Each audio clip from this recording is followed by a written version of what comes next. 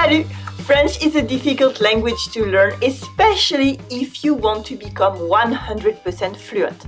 But do you need to be 100% fluent in order to have an interesting conversation? Good news, you don't. Of course, the more you learn, the better you can get at making meaningful conversations and meaningful connections and to express your ideas and feelings.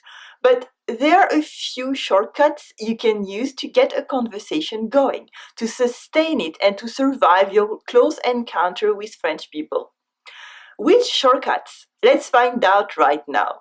I'm Géraldine. Bienvenue sur Comme une Française TV. Sound French, even to the French.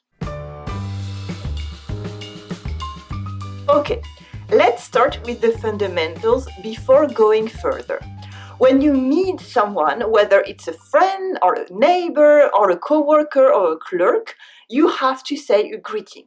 We covered greetings in an earlier episode. You can find it on the blog below this video. But anyway, you know the most common one. Bonjour, bonjour, hello. If you don't say bonjour, you're being rude and people will look at you strangely. If you know the person, you should also follow up with ça va, or how are you? It's basic small talk. By the way, we've also covered small talk in a previous episode that you will find on the blog as well, and it might help you in your everyday life in France. When someone shares a piece of good news, you can feel excited. By the way, remember that excité means being aroused.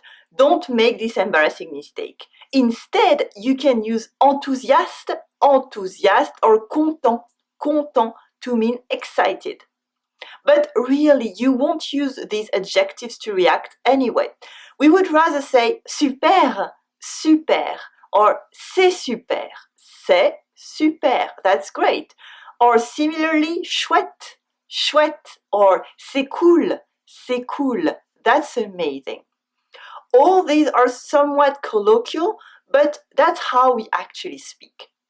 If you want to be even more enthusiastic, you can even say c'est génial or fantastique. C'est génial or fantastique. You can also use all these expressions when you're being impressed. For example, if they show you the amazing painting they've done or something that takes skills. To be honest, French people are less enthusiastic about things generally than, for example, American people. Don't feel bad if you don't get the hyper-positive reaction you were expecting for something. We're not just as effusive in general. Finally, let's take an example. Je t'ai pas dit, j'ai réussi mon examen. Je t'ai pas dit, j'ai réussi mon examen. Did I tell you I passed my exam? Super, c'est chouette. Super, c'est chouette. Je suis trop contente pour toi. Je suis trop contente pour toi. Awesome, that's great. I'm so happy for you. Some conversations are not that smooth. You try to make a joke that falls flat, you try to tease someone, but they take it more seriously than you expected, and they just don't get your irony. Sometimes you need a way to say, I'm just kidding. It happens. There are a few ways to say that in French, but the most common is je déconne. Je déconne. I'm pulling your leg, I'm just kidding. It's colloquial, it comes from a dirty word, but the verb itself generally gets a pass. And it's very useful to understand it. But don't say it in front of a very important person or your grandmother though. For example, et c'est pour ça que je déteste le camembert. Non, je déconne. Et c'est pour ça que je déteste le camembert. Non, je déconne. And that's why I actually hate camembert. No, I'm just kidding, of course. If you're really interested, I cover more about this word in the Everyday French Crash Course. This is my free 10-lesson course, which you can find on the website. Another great sentence to know is, of course, je suis désolé. Je suis désolé. I'm sorry. Don't apologize for everything, though. Be confident, but learn when you should admit that you're wrong. Which leads us to say, Okay, here's a secret to hack directly into French people's heart. Tu as raison. Tu as raison. You are right. And ah, c'est vrai, j'ai tort. Ah, c'est vrai, j'ai tort. That's true, I'm wrong. This is very powerful since we don't say it very often.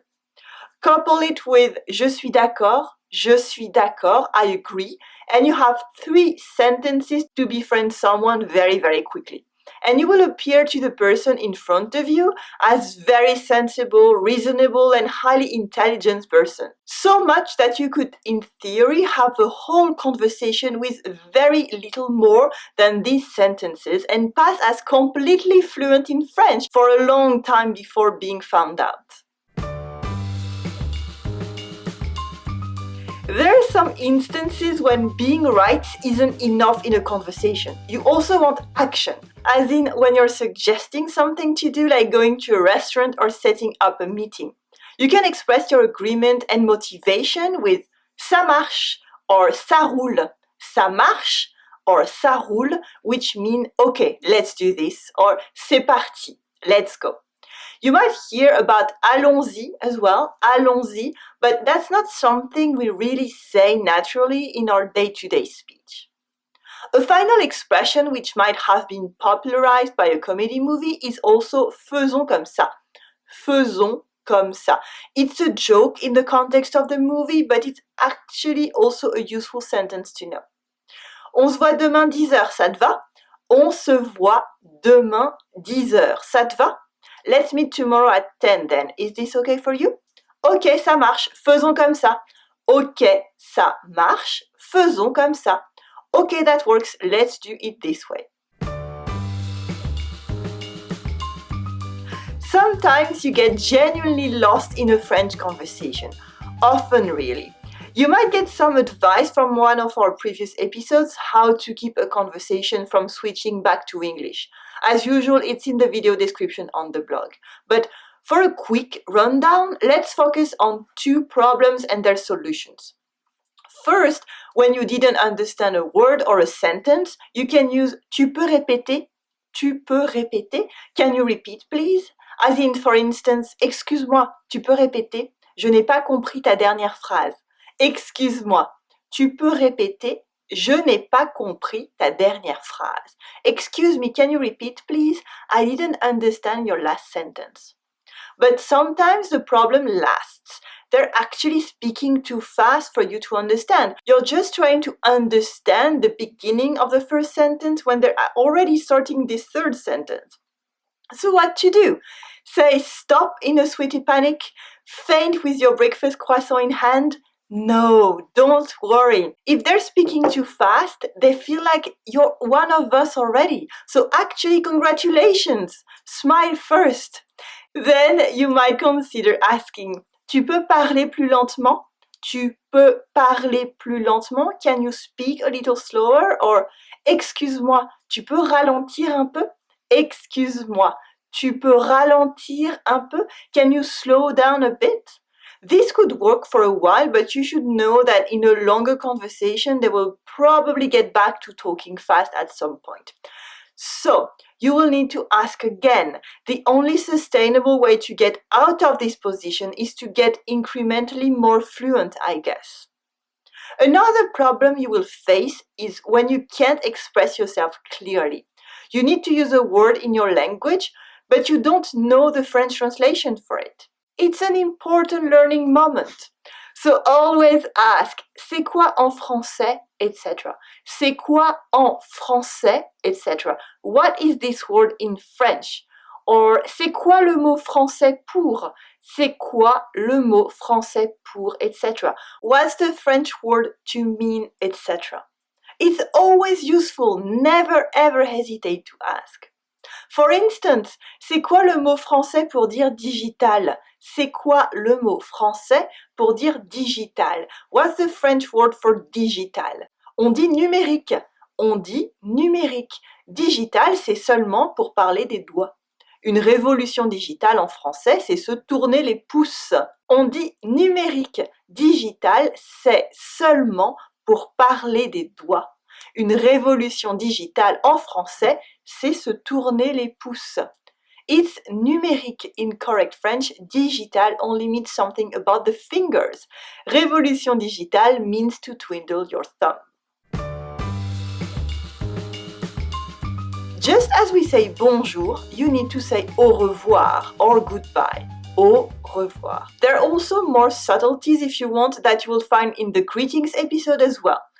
I find it useful to also know à bientôt. À bientôt. See you soon and à très vite. À très vite. To see you very, very soon, which are both applicable in most occasions. Finally, I will leave you with a poetic goodbye I once heard someone say to avoid the guilt of saying goodbye forever. Le monde est petit et la vie est longue. Le monde est petit et la vie est longue. The world is small and life is long. Now, this is not something that we usually say, but I still wanted to share it with you today. Et toi, which sentence do you think is necessary to survive a lot of conversations? Tell me in the comment section in French if you dare. I would love to hear from you. If you're watching this on YouTube, you will find a link below this video to the blog communefrancaise.com.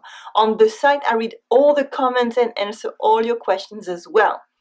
Do you want more, like an exclusive lesson on the 7 ways to agree that the French actually use? Subscribe now to join my everyday French crash course. It's a free 10-day mini course to sound French even to the French. It's super easy to join. Leave me your first name and your email and you will receive lesson 1 immediately. And best of all, it's all free. Merci for watching Comme une Française TV. Sound French even to the French. Allez, salut!